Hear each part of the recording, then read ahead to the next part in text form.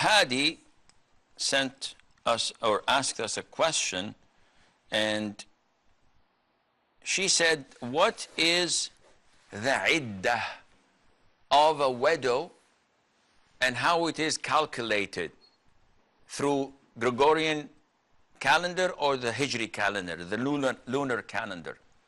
The iddah is an Arabic word which means the waiting period.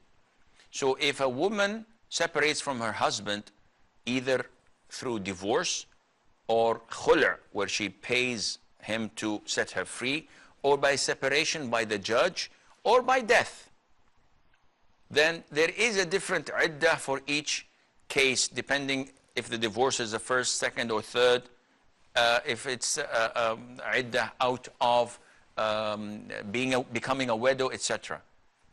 Nevertheless, we know, as mentioned in the Qur'an, in Surah Al-Baqarah, that when a man dies, his wife must observe her iddah for 4 months and 10 days, providing she is not pregnant. And the norm is she's not. So 4 months, are they calculated by the Gregorian calendar or by the lunar Hijri months? The answer is everything in Islam is calculated by the lunar calendar.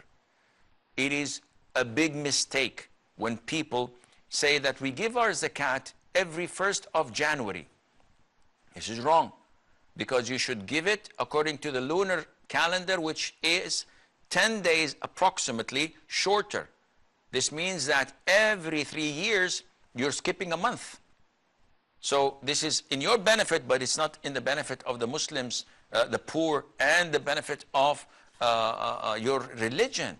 So everything that is calculated in Islam, it must be calculated in accordance to the lunar calendar or the Hijri calendar of the Muslims.